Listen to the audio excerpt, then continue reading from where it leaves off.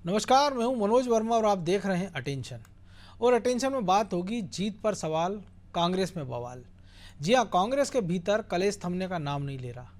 जीतू पटवारी को लेकर लगातार उनके नेता ही सवाल उठा रहे हैं और अब कांग्रेस के पूर्व प्रदेश सचिव ने कांग्रेस से इस्तीफा देते हुए उन्हें अनुभवहीन प्रदेश अध्यक्ष बताया है।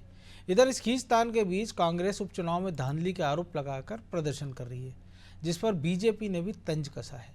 ऐसा में सवाल ये है कि क्या हार के डर से कांग्रेस उपचुनाव में गड़बड़ी के आरोप लगा रही है और क्या कांग्रेस के गिरते परफॉर्मेंस के चलते जीतू पटवारी अपनों के निशाने पर आ गए हैं।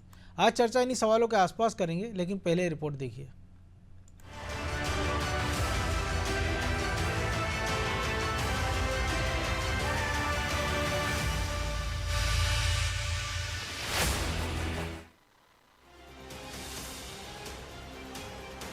जरा गौर से इन दो तस्वीरों को देखिए। जीतू पटवारी के फैसलों पर अब उनके नेता ही सवाल उठा रहे हैं। दरअसल एक तरफ कांग्रेस सड़क पर उतरकर उपचुनाव में धांधली और बाबा साहब अंबेडकर की मूर्ति के टूटने का विरोध कर रही है, तो दूसरी तरफ पार्टी के नेता प्रदेश अध्यक्ष पर सवाल उठाते हुए इस्तीफा दे रहे हैं। अब सवाल ये कि कांग्रेस के भीतर ये स्थिति क्यों बन रही है, तो बात पहले कांग्रेस के प्रदर्शन की कर लेते हैं। वो आरोप लगा रही है कि बुधनी और विजयपुर में धांधली हुई है, लेकिन कांग्रेस के ऑब्जर्वर ने तो कोई ऐसी शिकायत की ही नहीं। तो क्या हार की डर की वजह से कांग्रेस पहले से ही माहौल बना रही है ताकि हार का ठीकरा गड़बड़ी पर फोड़ा जा सके? और क्या यही वजह है कि जीतू के विरोधी नेता भी अब उनकी कार्यशैली पर सवाल उठा रहे हैं? इसलिए कांग्रेस के पूर्व प्रदेश सचिव कमल विश्वकर्मा ने उन्हें अनुभवहीन प्रदेश अध्यक्ष बताकर उनको घेरने की कोशिश की। खैर, कांग्रेस ने अंबेडकर की मूर्ति के टूटने पर क्या आरोप लगाए, अब सुनिए। पूरा बुधनी में भी उपचुनाव हुए हैं, उसमें कई पोलिंग बूथों पर भारतीय जनता पार्टी के कार्यकर्ताओं द्वारा, भारतीय जनता पार्टी के पदाधिकारियों द्वारा वहाँ के मतदाताओं से आधार कार्ड छीन कर और फर्जी मतदान कराया गया है। और साथ में विजयपुर में हमारे संविधान निर्माता बाबा साहब भीमराव अम्बेडकर जी की प्रतिमा को क्षति पहुंचाई गई है। तो इससे मंशा जाहिर होती है कि भारतीय जनता पार्टी का संविधान के प्रति कोई विश्वास नहीं है। अब कांग्रेस के प्रदर्शन और उसके भीतर मची खींचतान पर बीजेपी को भी बोलने का मौका मिल गया है। बीजेपी ने उपचुनाव में कांग्रेस के आरोपों पर कहा कि जब वो हारने लगती है तो इस तरह की बातें करती है। बीजेपी ने तो कांग्रेस नेताओं के इस्तीफे के बहाने भी जीतू पटवारी पर तंज कसा है। देखिए, मध्य प्रदेश कांग्रेस के इतिहास में जीतू पटवारी जी सर्वाधिक असफल अध्यक्ष के रूप में सिद्ध हुए हैं। चाहे हम उपचुनाव की बात कर लें या 2024 के लोकसभा चुनाव की बात कर लें, निश्चित रूप से कांग्रेस के जो कार्यकर्ता नेतागण सवाल उठा रहे हैं। हमने देखा कि उनकी कार्यकारिणी पे भी अनेक लोगों ने सवाल उठाए और इस्तीफे भी दिए, क्योंकि जब आप ऐसे नेता को राजनीति करने के लिए अवसर दोगे जो वास्तविकता की राजनीति से परे की राजनीति करता है, जो धरातल की राजनीति नहीं करता है, जिसका जमीन से सरोकार नहीं है, उसके नेतृत्व में कांग्रेस असफल ही सिद्ध होगी। एक दिन बाद कांग्रेस संगठन की बैठक होने जा रही है, लेकिन उसके पहले ही कांग्रेस में घमासान मचा हुआ है। कमलनाथ भी बैठक से पहले शक्ति प्रदर्शन कर चुके हैं और अब उनके समर्थकों के निशाने पर जीतू आ गए हैं। इसीलिए ये कहना शायद गलत ना हो कि ये स्थिति कांग्रेस के लिए अच्छी तो नहीं है। खैर, अब कांग्रेस के भीतर मची कलह और उपचुनाव के नतीजे आने वाले दिनों में पार्टी पर कैसा असर डालेंगे, ये देखना दिलचस्प होगा। ब्यूरो रिपोर्ट, अनादि टीवी।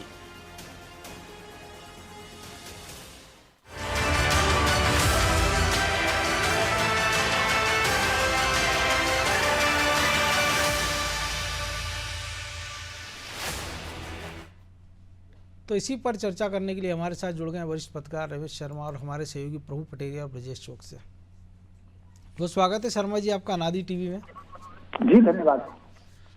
तो जीतू पटवारी की मुश्किलें कम होती नजर नहीं आ रही हैं। पहले तो कहा गया था जब लोकसभा चुनाव हुए थे कि नए नवेले, ज़्यादा वक्त नहीं मिला। एक उपचुनाव भी हो गया अमरवाड़ा, वो भी हार गए। दो उपचुनाव में पार्टी कसौटी पर है, खुद उनकी नेतृत्व क्षमता भी बुधनी और विजयपुर में। और उसके बाद जो कार्यकारिणी गठन के बाद जो अंदर से आवाज़ें उठ रही हैं, उसको किस तरह से देखा जाए? देखिए, मोटे तौर पर कांग्रेस में इस तरह की आवाजें हमेशा से उठती रही हैं। ऐसे उदाहरण भी कांग्रेस में है के नेतृत्व के प्रति या मुख्यमंत्री हैं उनके प्रति कांग्रेस के ही विधायक हाईकमान को मिले हैं, क्योंकि मास बेस्ड पार्टी जो होती है उसमें अनुशासन बहुत कठोर नहीं होता है। जी। तो कहीं ना कहीं जो कार्यकारिणी बनाने में भी उनको जो विलंब हो रहा है, वो कहीं ना कहीं ये जो अंदरूनी खींचतान चल रही है उसके कारण ही उनको कार्यकारिणी बनाने में विलंब हुआ। अब चूंकि ये प्रक्रिया उन्होंने शुरू कर दी है सारी गठन की और जिला अध्यक्ष सारे के सारे बनाने की, तो मोटे तौर पर इसलिए हर व्यक्ति चाहता होगा कि उसको स्थान मिले, और वरिष्ठ नेता कुछ लोग होंगे वो चाहते होंगे कि उनका वर्चस्व बढ़े। इसी तरीके से ये खींचतान चलती रहेगी। और ये कांग्रेस की, अगर आप कांग्रेस का इतिहास देखेंगे तो कांग्रेस की कार्यकारिणियों में कितनी हाथापाई तक हुई है, आजादी के पहले भी हुई है और आजादी के बाद भी हुई जी। है। तो कुल मिलाकर के उसके अंदर इसको अपन कलेश को आप अपन इसको सामान्य नहीं माने, ये चीजें चलती रहेंगी और आखिर में जाकर के कार्यकारिणी चलती रहेगी। आप याद करिए, जैसे मान लीजिए राजस्थान में उनकी सरकार थी, तब भी एक वो जो उनके प्रांत अध्यक्ष थे बाद में हटा दिए सचिन पायलट, वो उनके लगातार लगे ही रहे। छत्तीसगढ़ में वो लगे ही रहे लगातार, मध्य प्रदेश में भी लगातार कमलनाथ के खिलाफ लगे ही रहे।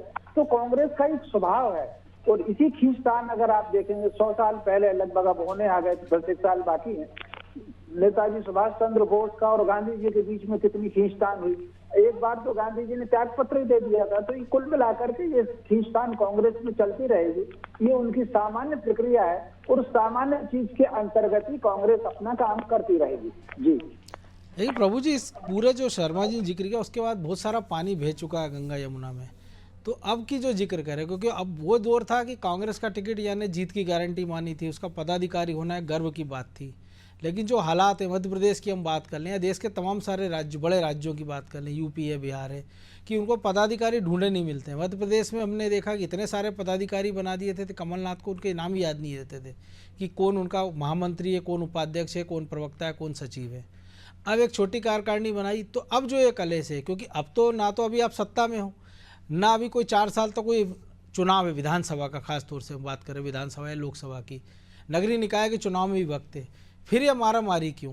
तो क्या ये सीधे सीधे नेतृत्व पर सवाल उठाए जा रहे हैं, या जो वो लोग जो चाहते थे कि कांग्रेस पर उनकी पकड़ मजबूत रहे, वो नहीं चाहते हैं कि जीतू की पकड़ बने, वो अपना शिकंजा बरकरार रखना चाहते हैं?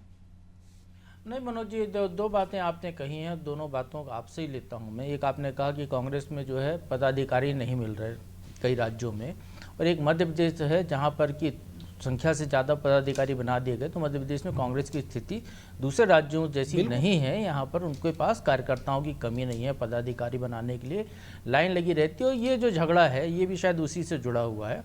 वो अपेक्षाएं लोगों की कुछ ज़्यादा बड़ी रहती हैं, वो पूरी नहीं होती हैं, तो उससे जुड़ा हुआ ये मसला है। और कांग्रेस तो वैसे भी जो है फ्री स्पीच वाली पॉलिसी पर काम करती है, कोई कुछ भी बोल सकता है, कोई कहीं भी कुछ भी कर सकता है, तो तमाम नेताओं को स्वतंत्रता है बोलने की, तो कोई भी व्यक्ति अपनी बात, इसमें किसी बड़े नेता का हाथ मुझे नहीं दिखाई देता, क्योंकि उनके अपने एक निजी हित थे, वो उनके अपने क्षेत्र का मामला था। जिलाध्यक्ष ने उनको नोटिस दिया किसी कारणवश, वो जिलाध्यक्ष को अपनी सीमाएँ नहीं पता होंगी कि प्रदेश पदाधिकारी को नोटिस दे सकते कि नहीं दे सकते हैं, और उसको लेकर उन्हें अपना जो है अपनी भड़ास वहाँ पे निकाल दी। तो वो उनका जो झगड़ा जो है जिले का झगड़ा था, उसमें उन्हें प्रदेश अध्यक्ष को लपेट लिया।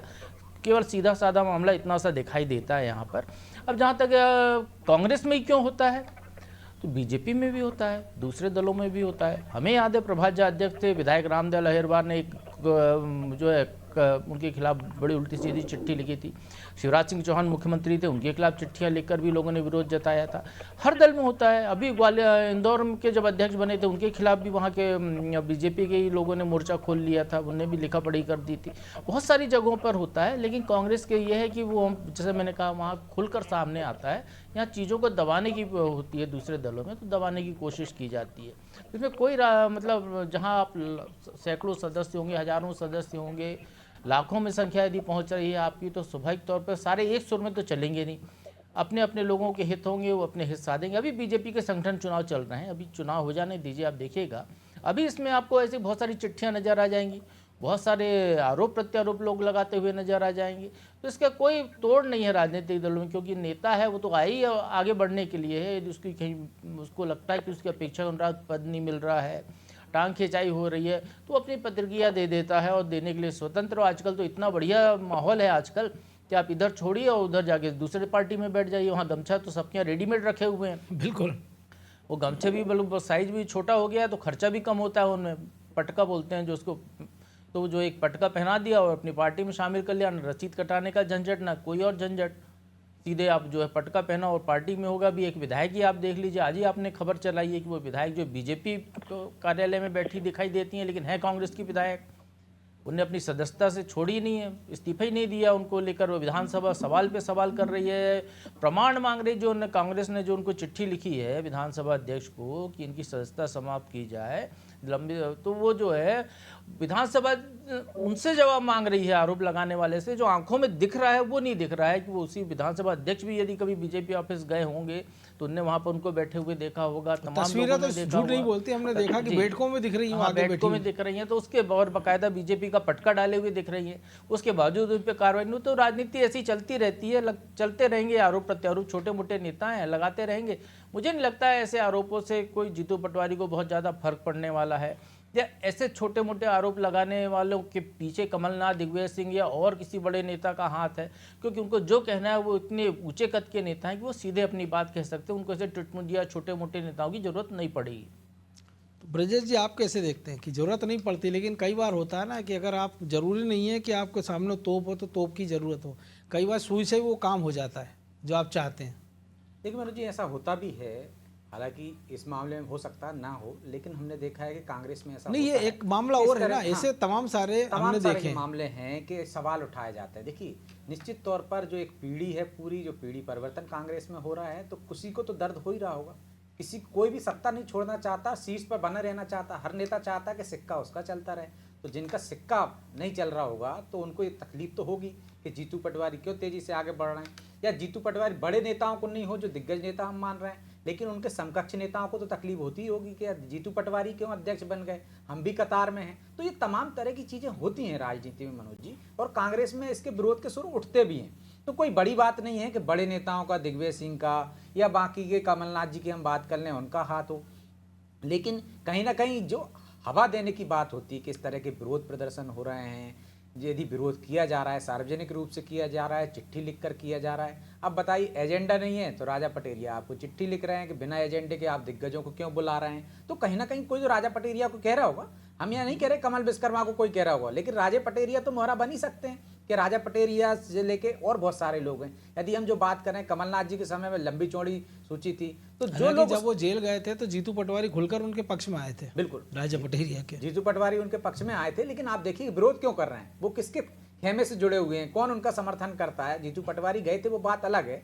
लेकिन यदि वो आज ये बात कह रहे हैं तो हम कमल विश्वकर्मा को छोटा मान लेते हैं, लेकिन बड़े नेताओं में यदि लक्ष्मण सिंह भी सवाल उठा रहे हैं और अजय सिंह भी सवाल उठा रहे हैं, तो ये बड़े लोग जो सवाल उठा रहे हैं तो कहीं ना कहीं तो कुछ तो चल ही रहा है ना। जीतू पटवारी को लोग पचा नहीं पा रहे हैं, उनको आगे बढ़ते हुए नहीं देखना चाह रहे। जब लगातार विरोध के सुर उठेंगे तो कहीं ना कहीं इस बात की वो होगी कि नेतृत्व को आप स्वीकार नहीं कर रहे हो, तो एक माहौल बनाने की कोशिश की जाती है। मुझे लगता है इसमें हो सकता है कि जीतू पटवारी जिस तेजी से चल रहे हैं, जीतू पटवारी जिस तरह से जोश भरने की कोशिश कर रहे हैं कार्यकर्ताओं में, आप देखिए जब से वो बने लगातार आंदोलन कर रहे हैं, सरकार पर हमला कर रहे हैं। यहाँ तक कह सकने में कोई अतिशोक्ति नहीं है कि विधानसभा में जो काम कांग्रेस के विधायकों को करना चाहिए, जितनी जोर शोर से उठाना चाहिए, उससे कहीं ज़्यादा जोर शोर से सड़क पर हम कांग्रेस देख रहे हैं, चाहे जिलों की बात कर लें, चाहे अन्य जगह की बात कर लें। तो मुझे लग रहा है कि कहीं ना कहीं ये कुछ लोगों को एक तरह से स्वीकार नहीं हो रहा कि जीतू पटवारी कहीं स्थापित ना हो जाए, एक बड़े नेता ना बन जाए, छत्रप ना बन जाए। तो इस तरह के सुर बहुत सारे सुनाई देंगे, लेकिन जो रमेश शर्मा जी भी कह रहे थे और जो प्रभु जी भी कह रहे हैं, इससे कांग्रेस पे कोई फर्क नहीं पड़ने वाला। जितना शोर उनके खिलाफ उठेगा, मुझे लगता है वो और ज़्यादा मजबूत हो जाएंगे।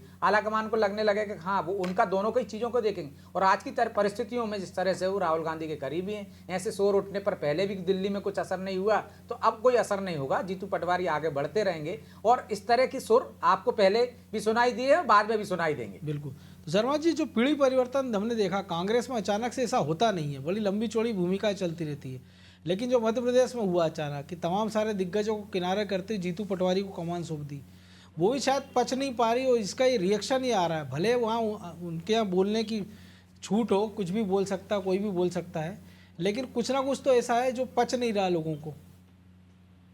हाँ, ये बात आपने बिल्कुल ठीक कहा कि जिस तरीके से जीतू पटवारी जी को बनाया उन्होंने और फिर वो वाकई कुछ वरिष्ठ नेताओं को पच नहीं पा रहा होगा। अच्छा, इसमें कोई शक नहीं कि अभी विदेश जी जो कह रहे थे कि निश्चित रूप से जीतू पटवारी की सक्रियता जब से वो बने हैं, वो सक्रियता उनकी पूरे प्रदेश भर में देखी जा रही है। प्रश्न ये नहीं है कि रिजल्ट क्या रहा, उपचुनाव कितने जीते कितने हारे, वो प्रश्न नहीं है, लेकिन एक प्रकार से कहीं ना कहीं उन्होंने औसत युवा और युवा कार्यकर्ताओं को जीतू पटवारी ने सक्रिय किया है।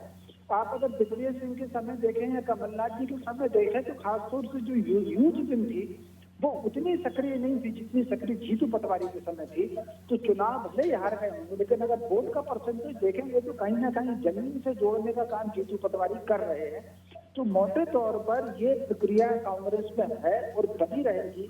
और हो सकता है कुछ लोगों को ये लग रहा हो कि ये जो सक्रियता है इस नाते कहीं ना कहीं अपना पैर जमा करके ना बैठ जाए। जैसे अगर आपको ध्यान हो, जब दिग्विजय सिंह जी को लेकर आए थे तब किसी को ये कल्पना नहीं थी कि दिग्विजय सिंह जी इतने मजबूत हो जाएंगे। तो फिर जैसे दिग्विजय सिंह मजबूत हुए और दूसरा चुनाव जीत गए थे 98 वाला, उसके बाद बिल्कुल इसी तरह की सारी प्रक्रिया चली थी जैसी अभी जीतू पटवारी के खिलाफ चल रही है। तो कुल मिलाकर के ये तो सारा का सारा चलता रहेगा, स्वाभाविक है ये चलना। कांग्रेस में ऐसा पहली बार नहीं हुआ कि उन्होंने सीनियर्स को किनारे करके किसी नए चेहरे को मौका दिया हो। जब अर्जुन सिंह को मौका दिया था उन्होंने नेता प्रतिपक्ष बना करके, तब भी उन्होंने सारे सीनियर्स को, श्यामाचरण को, कई लोगों को किनारे किया था। श्यामाचरण गुस्से में फिर पार्टी भी छोड़ के चले गए। तो कुल मिलाकर के ये ऐसा अक्सर होता रहा है, उसी प्रक्रिया के तहत जीतू पटवारी को लिया है। तो ये चलता रहेगा, लेकिन कांग्रेस को फर्क नहीं पड़ेगा। कांग्रेस, मुझे जो लग रहा है, प्रश्न ये नहीं है कि वो चुनाव जीतती है या हारती है, लेकिन कहीं ना कहीं उसका जो जनता पर पकड़ है वो बढ़ेगी कांग्रेस की। जी तो प्रभु जी, जो 23 तारीख के नतीजे आएंगे उसके बाद लग रहा है कि ये मामला ठंडा होगा कि बढ़ेगा? क्योंकि खेमेबंदी अभी से हो रही है। पहली बार ऐसा हो रहा है कि मतगणना में धांधली की बात होने लगी है, अभी तक तो वोटिंग की बात हो रही थी। और स्वाभाविक तौर पर आरोप लगाना और चुनाव में यदि आप मेहनत करने के बाद जीत नहीं पा रहे हैं तो कोई ना कोई कारण खोजना तो राजनीतिक दलों का एक शगुफा होता है, वो करते ही करते हैं। तो सब उसके तहत ये भी होगा। लेकिन यदि हम नज़रिए से देखें इस चीज़ को, तो कमलनाथ के नेतृत्व में चुनाव हुए थे तो कांग्रेस जो है घट के 66 सीटों पर रह गई। बिल्कुल। जीतू पटवारी के पास वैसा कोई सवाल नहीं है। जीतू पटवारी के सामने 3 उपचुनाव हो रहे हैं। इन उपचुनावों में सत्ताधारी दल जब पूरी ताकत लगाता है, ये आप लोग भी मानते होंगे कि जो है उपचुनाव आमतौर पर सत्ताधारी दल के पक्ष में जाते हैं। तो स्वाभाविक तौर पर एक उनके प्रति जो पार्टी के जो केंद्रीय नेतृत्व है उसके मन में सहानुभूति तो रहेगी। किला अच्छा लड़ाया। अमरवाड़ा ही देख लीजिए आप, अमरवाड़ा में पूरी सरकार लगने के बावजूद 5-6 हज़ार की जीत मिली, 2,500-3 हज़ार से अंदर। जी। तो वहाँ, और ये विजयपुर को लेकर भी, मतलब आप मान के चलिए विजयपुर में भी नेक टू नेक की फाइट का स्थिति है। बुधनी में भी 1 लाख वोट से वो जीत जाए बीजेपी प्रत्याशी, तो ऐसी स्थिति बुधनी में भी नहीं दिख रही है। वहाँ पे भी मुकाबला कड़ा दिख रहा है। तो यदि आप उनको बराबरी पर भी लेकर आ रहे हैं तो ये भी जीतू पटवारी की सफलता है पुराने रिकॉर्ड के आधार पर देखा जाएगा तो। क्योंकि पूरी सरकार जहाँ पर लग रही है वहाँ पर आप एक नया नेतृत्व वहाँ पर यदि मैदान में है। और एक बड़ी बात मनोज जी, इस पूरे में सारी चीज़ों को परे रख कर देखें, जो भी भाई साहब ने कहा, रमेश शर्मा जी ने, वो भी सही बात है। जीतू पटवारी की सक्रियता जो है उसको आंकने का पैमाना कुछ दूसरा होना चाहिए। जीतू पटवारी चाहे दिग्विजय सिंह रहे हों, तब की बात छोड़ दीजिए, कमलनाथ, अरुण यादव और जो भी अध्यक्ष रहे हों, सुरेश पचौरी रहे हों, भूरिया वगैरह वगैरह। जी। एक उपचुनाव में कोई एक अध्यक्ष जो है अपना घर परिवार छोड़कर दिवाली जैसे त्यौहार पर यदि वहाँ डेरा डाल के बैठा हुआ है, गांव-गांव घूम रहा है, तो वो पार्टी को एक सक्रिय करने की कोशिश तो कर रहे हैं ना। ये बिल्कुल वैसे ही है जब बीजेपी 2 से जब यहाँ तक पहुँची तब बीजेपी के नेता करते थे, जो चना चबीना लेकर घूमना वाला ये जो एक उक्ति है बीजेपी के साथ जुड़ी हुई, तो बीजेपी के नेता भी वही काम करते थे कि पड़े हुए हैं चुनाव में। हमने देखा कि चुनाव में कई जगह जो है वो बाई इलेक्शन भी हो रहा है, ये इलेक्शन हो रहा है, तो बड़े बड़े नेता गाँव में पड़े हुए हैं, गर्मी पड़ रही है, कमरे में AC नहीं है, AC तो दूर मतलब पंखा तक नहीं है, तो लेकिन वो जो है पसीने में लथपथ वहाँ पे पड़े हुए हैं, छत पे सो रहे हैं, खुले में किसी तरीके से खा रहे हैं, घूम रहे हैं, पार्टी का काम कर रहे हैं, जैसा जिम्मेदारी मिलती थी। तो उस तरीके से यदि आपका अध्यक्ष करते हुए दिखाई दे रहा है तो कार्यकर्ता भी मोटिवेट तो होंगे ही होंगे। तो इसका असर दूरगामी दिखेगा, अभी नहीं दिख सकता है। अगले जो चुनाव आएंगे तब तक यदि वो ऐसे ही सक्रियता बनी रही जीतू पटवारी की, तो निश्चित तौर पर असर उसका अच्छा दिखाई दे सकता है कांग्रेस के पक्ष में। तो एक ये कहीं ना प्लस कहीं पॉइंट हो सकता है। हाँ, ये चीज़ें तो पैमाने मायने रखी जाएंगी पार्टी नेतृत्व के सामने। और जो बड़े नेता हैं जिनके भी नाम लेते हैं या जो बोल रहे हैं, उन सबको पार्टी आजमा चुकी है। उनकी तुलना में तो जीतू पटवारी को भी आजमाना पार्टी के लिए बाकी है। बिल्कुल। तो निश्चित तौर पर ब्रजेश जी वक्त तो मिलना चाहिए, क्योंकि जब हम लोकसभा की बात भी करते थे कि अगर आप एक दो प्रदर्शन से आप पैमाना पे अगर कसेंगे कसौटी पर, तो फिर पिछले सारे अध्यक्षों की बात होगी। तो एक नए अध्यक्ष को समय देना चाहिए। और जो आवाज़ें उठ रही है तो उसके बारे में कांग्रेस को भी विचार करना चाहिए, आवाज़ें क्यों उठ रही है और कौन लोग उठा रहे हैं। निश्चित तौर पर ध्यान देना चाहिए मनोज जी, और मुझे लगता है कि कांग्रेस ना ध्यान देकर भी ये ध्यान देना ही कहलाना है कि आप चिल्लाते रहिए, हमने जिसको चुना है वो काम कर रहा है। तो ये एक तरह से पॉजिटिव ही है ना जीतू पटवारी के लिए, कि बाकी के जो सुर उठ रहे हैं उनकी तरफ ध्यान ही नहीं दे रहा है आला कमान। आप देखिए अरुण यादव रहे इससे पहले, उन्होंने मेहनत की तो पार्टी कब मेहनत की। यदि बाकी के अध्यक्ष भी हम देखते हैं, कांग्रेस कब जागृत होती थी मनोज जी, चुनाव के नज़दीक, साल भर भी मैं कह रहा हूँ तो ज़्यादा है, 6 महीने 7 महीने पहले सक्रिय होते थे कांग्रेस के नेता, और इसके बावजूद वो सत्ता में आ जाते थे। यदि जीतू पटवारी 4 साल पहले से सक्रिय हो रहे हैं तो निश्चित तौर पर जो प्रभु जी कह रहे हैं, जो शर्मा जी कह रहे हैं, कांग्रेस मजबूत होगी उससे, क्योंकि 4 साल तक आप जनता के बीच में रहोगे। अभी कांग्रेस के बारे में क्या कहा जाता है कि जब चुनाव आते हैं जनता के बीच में आ जाती है कांग्रेस, और फिर जनता के मुद्दे उठाने लगती। जब आज मुद्दे उठा रहे हैं, आज किसानों की बात कर रहे हैं, आज जनता के मुद्दे उठा रहे हैं, सड़क पर लड़ रहे हैं, आज से लाठियां खाना शुरू कर रहे हैं, 4 साल तक तो जनता को भी दिखेगा ना 4 साल तक कोई नेता हमारे साथ है। और इसका फायदा ये होगा कि यदि वो जिला स्तर पर कर रहे हैं, संभाग स्तर पर कर रहे हैं, तो लोकल नेता भी जो एंड टाइम पे आ जाते थे, टिकट ले लेते थे और मैदान में उतर जाते थे, वो भी सक्रिय रहेंगे, वो भी जनता के बीच में रहेंगे। तो ये कांग्रेस के लिए पॉजिटिव ही है। और ये आला कमान निश्चित तौर पर देखता होगा मनोज जी, और देख ही रहा होगा कि जीतू पटवारी किस तरह से काम कर रहे हैं, लोगों को सक्रिय कर रहे हैं। और बाकी के नेता भी उनके कारण, जब नेता ही काम करेगा, सड़क पर उतरेगा, तो पीछे तो 4 कार्यकर्ता खड़े ही होंगे। आज 4 खड़े होंगे, कल 10 होंगे, 10 से 20 होंगे। तो ये कांग्रेस को मजबूत करने की दिशा में है। इसलिए बाकी का जो शोर हो रहा है वो शोर सिर्फ मध्य प्रदेश में ही आप और हम चर्चा कर लेंगे, सुनाई देगा। दिल्ली तक मुझे नहीं लगता कि कांग्रेस का कोई भी एक नेता ऐसा है जिसकी सुनवाई वहां हो रही हो, राहुल गांधी के पास या खड़गे के पास। हमने देखा जाते भी नहीं है, वहां बात भी नहीं कर पाते हैं। तो ये परिस्थितियां ऐसी हैं जिसमें जीतू पटवारी ना चिंता कर रहे हैं और ना चिंतित होते नजर आ रहे हैं। वो अपना काम करते जा रहे हैं। बाकी के जो 1-2 सुर सुनाई देते हैं, वो बड़े नेता बोलते हैं, कुछ दिन बाद खुद शांत हो जाते हैं। हमने देखा कमलनाथ जी थे, तब अजय सिंह राहुल भैया कहते थे मुझे भी काम दे दो। कमलनाथ का कुछ बिगड़ा क्या? काम नहीं मिला उनको पूरे टाइम तक, चुनाव में टिकट ही मिला, प्रभारी तक वो अपनी पसंद के नहीं बनवा पाए अपने क्षेत्र में। तो अरुण यादव की स्थिति देख लीजिए। तो ये बड़े नेता थे जो अपनी बात वहां तक पहुंचा सकते थे, उनकी सुनवाई नहीं हुई, तो बाकी के लोगों की अब क्या सुनवाई होगी? जबकि आला कमान ने जीतू पटवारी पे हाथ रखा हुआ है, उनके करीबी हैं जो उनकी अपनी बात उन तक पहुंचा सकते हैं। बिल्कुल, तो बड़ा सबक यही, और हो सकता है हरियाणा से भी सबक लिया उन्होंने कि एक ही आदमी की सुनने और एक ही जाति पे ध्यान देने से नतीजे क्या हो सकते हैं, और शायद इसीलिए मध्य प्रदेश में एक फ्री एंड जीतू पटवारी को मिला हुआ है। बहरहाल वक्त इतना ही था, बहुत धन्यवाद शर्मा जी आपका। तो जीतू पर सवाल, और सवाल तब से उठ रहे हैं जब से उनको अध्यक्ष बनाया गया। कई सारे नेताओं को ये दिक्कत थी कि उनसे पूछा नहीं गया, कई सारों को ये दिक्कत थी कि वो उनको नहीं पूछ रहे हैं। अब दिक्कत ये है कि जो जिनको बना दिया गया वो भी थोड़ा नाराज़ है, और जिनको नहीं बनाया उनकी नाराज़गी स्वाभाविक है। और इस नाराज़गी के बीच जीतू पटवारी जिस राह पर चलते नज़र आ रहे हैं, तो निश्चित तौर पर कांग्रेस के लिए तो अच्छा अवसर नज़र आ रहा है। और सवाल ये है कि क्या अंदर की जो आवाज़ें हैं उसको कांग्रेस में कितनी तवज्जो मिलती है, और अगर वो सुर विरोध के हैं तो भी, और अगर वो विरोध शोर जो है पक्ष के हैं तब भी। अटेंशन में आज इतना ही, मुझे दीजिए इजाज़त, और आप देखते रहिए अनादि टीवी। नमस्कार।